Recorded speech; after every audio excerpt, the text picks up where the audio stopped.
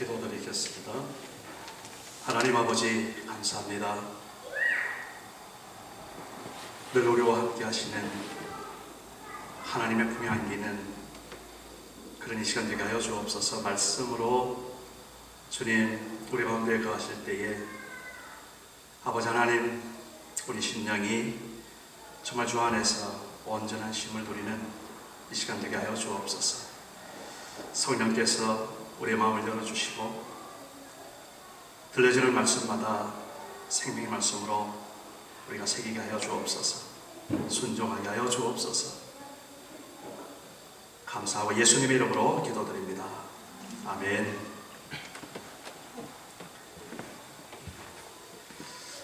여러분 여기까지 와서 앉아 계시기까지 어떤 발걸음으로 오셨는지는 모르겠습니다. 그러나 한 가지는 분명한 것 같아요. 사는 것이 쉽지 않지 않습니까? 그래서 오늘 먼저 우리가 예수님께서 우리에게 하신 말씀, 그 말씀부터 좀 듣고 싶어요. 마음의 저부터 정말 듣고 싶습니다. 수고하고 무거운 짐진 자들아 다 내게로 오라. 내가 너희를 쉬게 하리라. 나는 마음이 온유하고 겸손하니 내게로 와서 내 멍에를 메고 내게 배우라. 그러면 너희 마음이 쉼을 얻으리니 내 짐은 쉽고 내 멍에는 가볍다. 예수님께서 말씀하셨습니다. 우리 자리에 있는 한 사람 한 사람 정말 이 시간만큼이라도 하나님의 품에 안겨서 예수님의 이 초대하신 대로 우리가 참으로 쉼을 누리는 그런 복된 시간 되기를 간절히 바랍니다. 특별히 오늘 이 말씀의 주제 자체가 우리의 어떤 그 자유함, 우리의 평안함, 그런 것들에 대한 말하자면 주제고 말씀입니다. 오늘 이 말씀을 듣고 우리가 우리 교회를 나갈 때에, 세상으로 향해서 갈 때에 참으로 자유를 가진, 참으로 해방된, 그리고 내가 진 빚이 있었다면 그 빚을 다 갚은 그런 홀가분한 마음,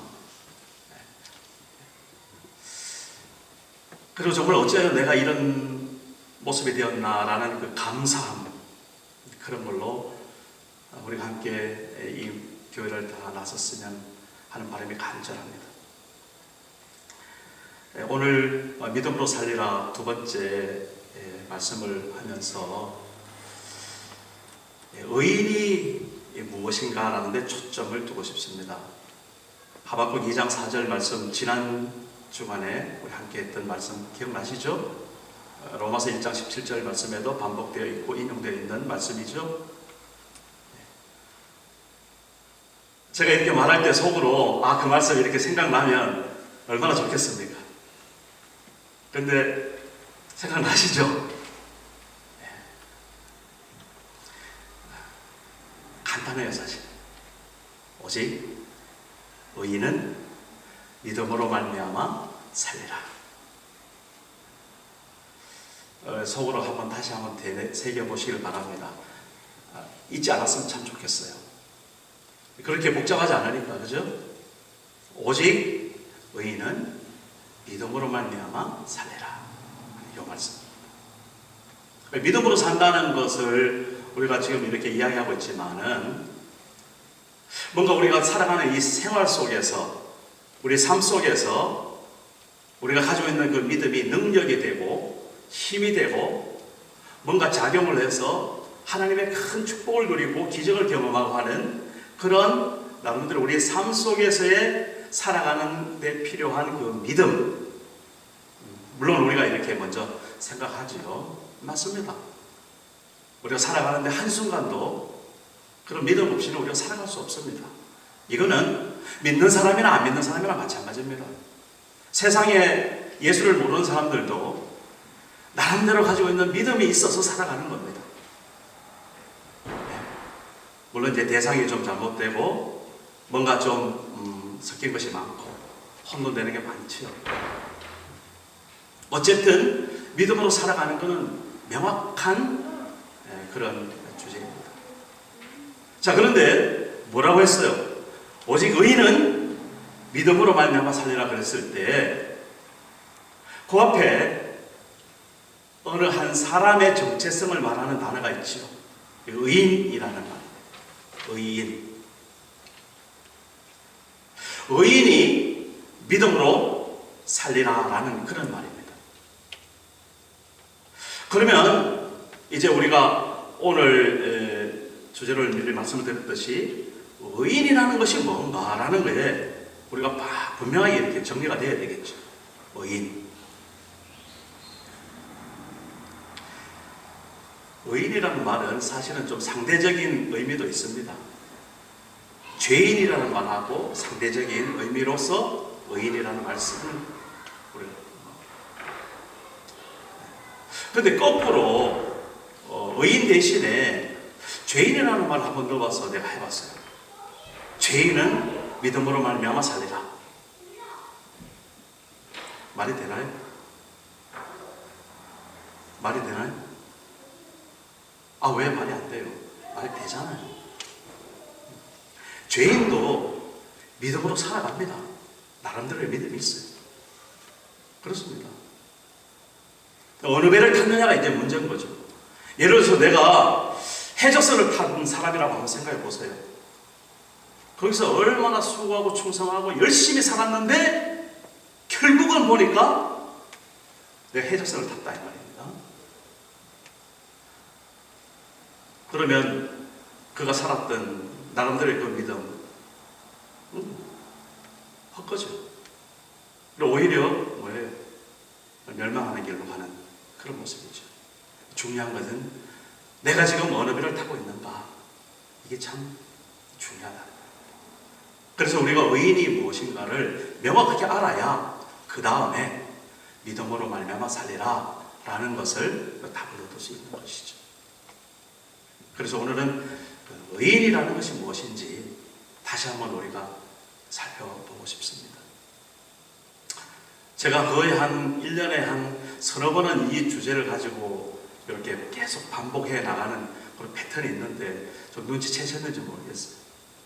그래서 어떤 분은 오늘 이 말씀하시는 것이 정말 잘 정리가 되어서 확인이 되어지는 그리고 복습이 되어지는 그런 말씀이 될 수 있습니다.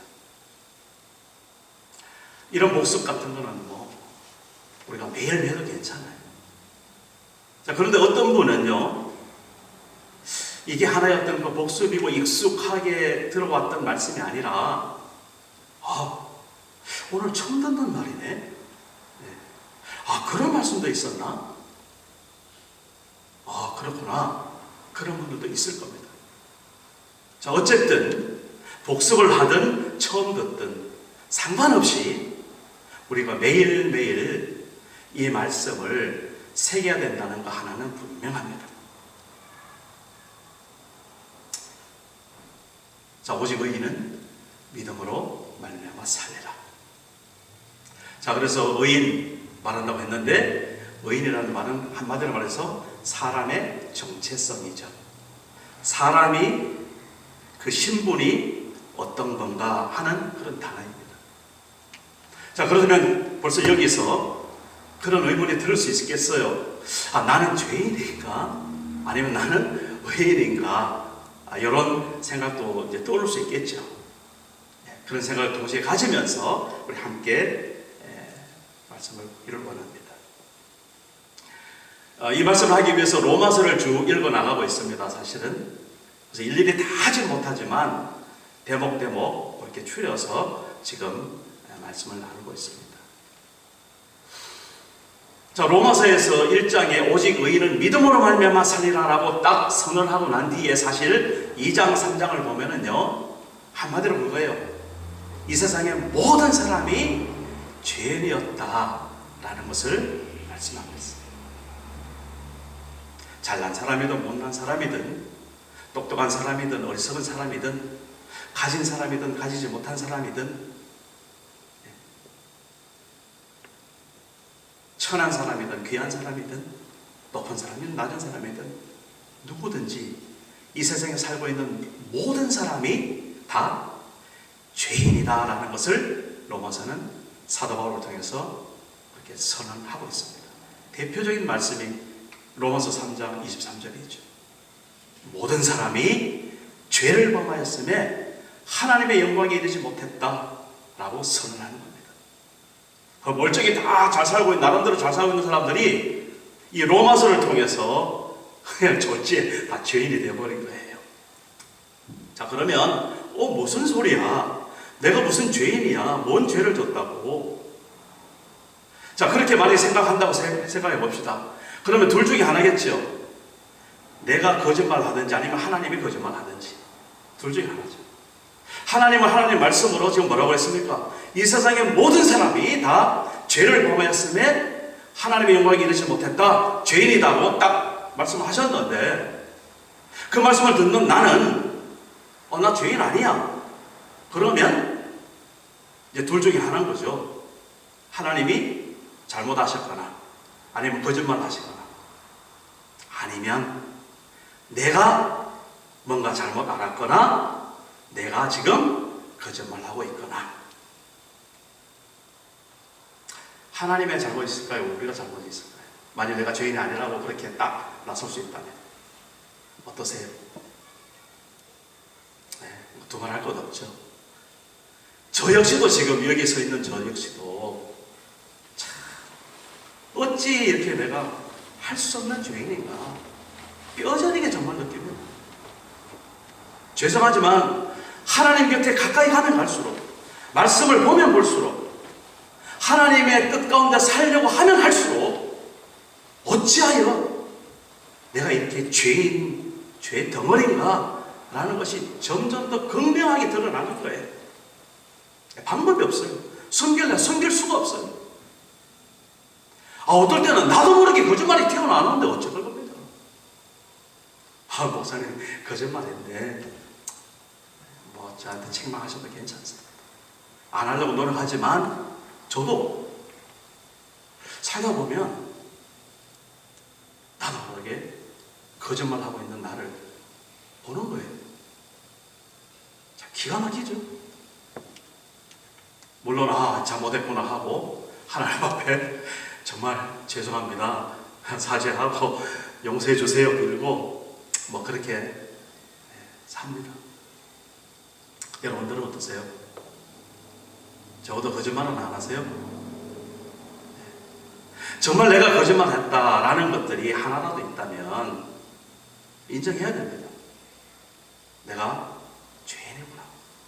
정말 할 수 없는 죄인이구나. 사실 성경을 보면은 뭔가 잘못을 저질러서 죄인이라고 말하지 않아요. 태어날 때부터 죄인으로 태어났기 때문에 너는 그 죄인의 것을 속일 수가 없어. 그게 바로 성경의 지적입니다. 그런 겁니다. 그래서 구체적으로 하나님께서 우리 사람들의 뻔뻔함, 내가 죄가 없습니다, 죄인이 아닙니다 라는, 그래서 그 성경 말씀에 이렇게 로마서에 보면은요 참 기가 막힌 우리 목구멍이 열린 무덤이라는 표현도 쓰고 있고요. 정말 하나님 앞에 목이 뻣뻣한 백성이라고 그렇게 구약에서 말하고 있고요. 정말 교만하고 정말 아집이 있고 정말 자기중심적이고 그런 폭로가 성경에 널려 있어요. 그래서 하나님께서 아브라함을 택하셨어요. 그리고 아브라함을 통해서 이스라엘 민족을 만드셨어요.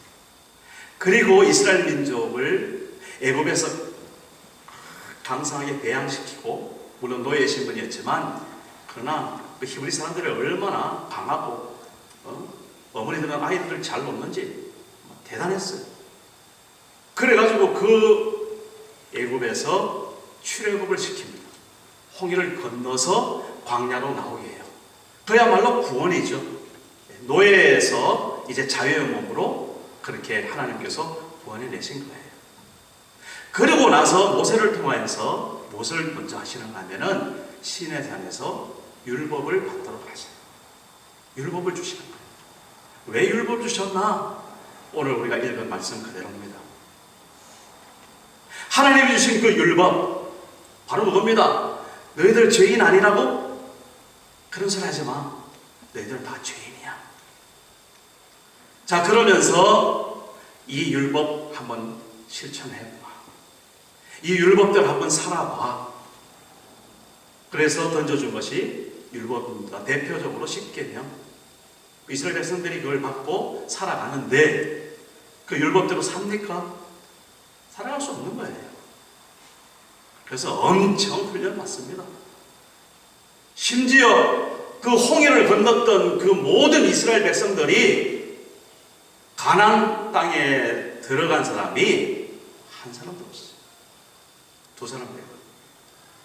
여호수아와 갈렙 빼고는 그 홍해를 경험했던 사람이 요단강을 건너지 못합니다.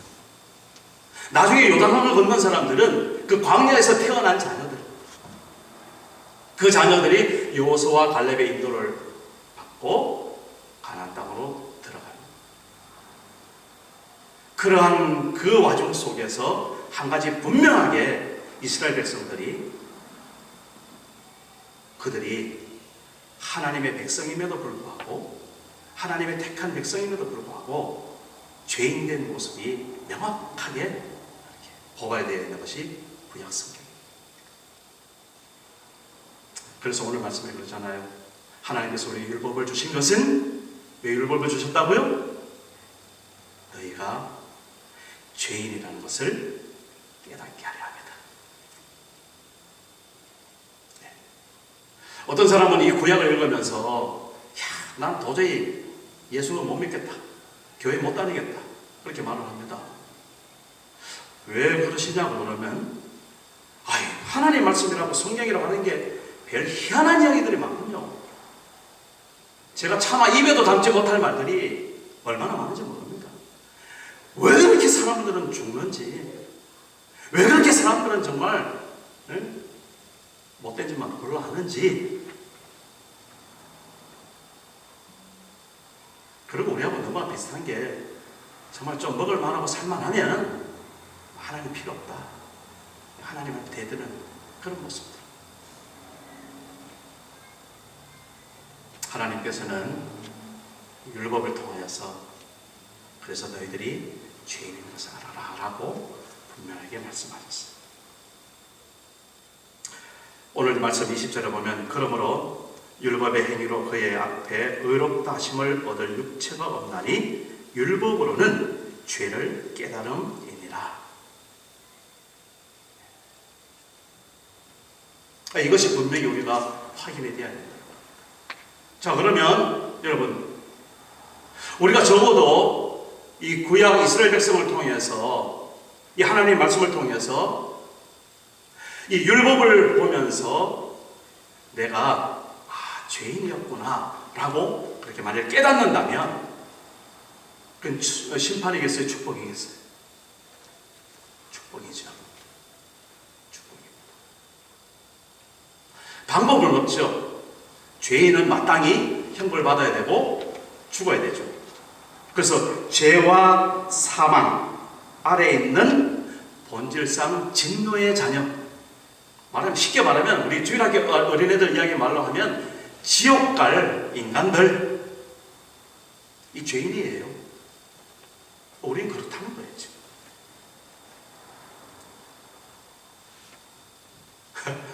멀쩡히 사람 있는데 뭐 지옥 간다고요?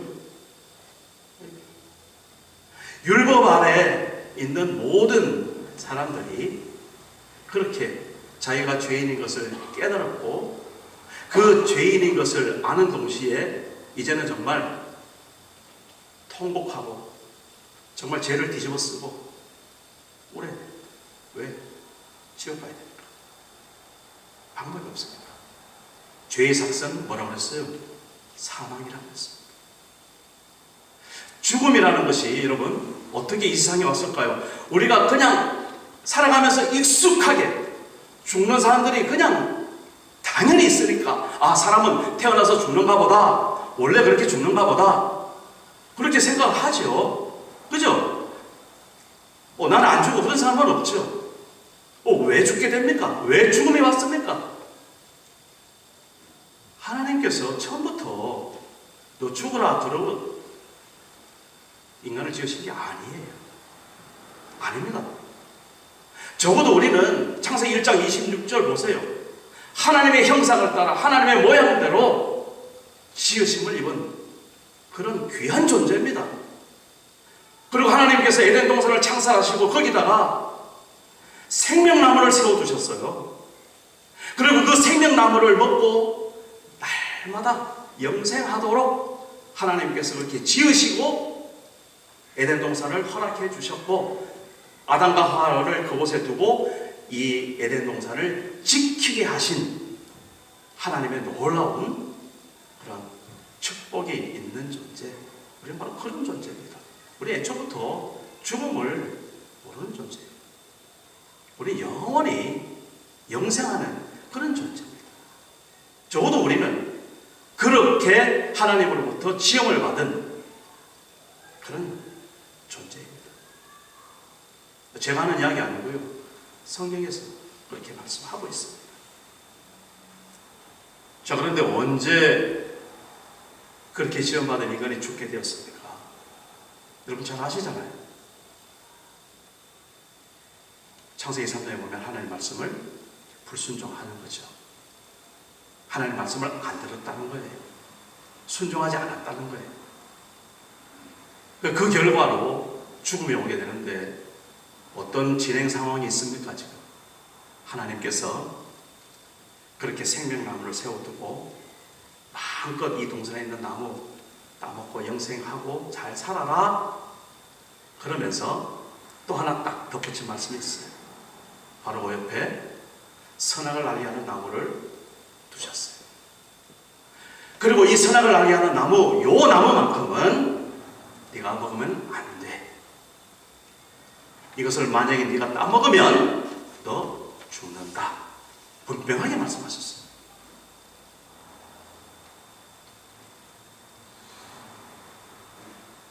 그런데 그 에덴 동산에 악한 사단 마귀가 침투하게 되죠. 유혹합니다. 뭐라고 유혹합니까? 야, 하나님이 정말 저 선악을 알게 하는 나무 저거 따먹지 말라고 그러더냐? 이렇게 처음에 물어봅니다. 당연히 따먹지 말라고 그랬다. 이렇게 말했겠죠. 근데 또 한 번 이야기를 합니다. 아니야. 네가 저것을 따먹으면 하나님이 저것을 먹고 네가 하나님과 함께 동급으로 될 것 같아가지고 하나님이 그것을 따먹지 마라 그랬어. 그러니까 네가 죽는 게 아니야. 괜찮아. 한번 따먹어봐. 이렇게 유혹을 하는 겁니다. 아, 그리고 이 하와가 그 선악을 알게 하는 나무를 보니까 진짜 그 나무가 먹음직스럽고 정말 보암직도스럽고 보기에 탐스러운 그런 면면 눈에 쏙 들어오는 거예요. 따먹고 있어. 따먹었어. 그 후로 그것을 따먹자 가장 첫 번째 난 현상이 하나님의 말씀을 어긴 그 사람의 마음속에 뭐가 생겨나면 두려움이 생깁니다.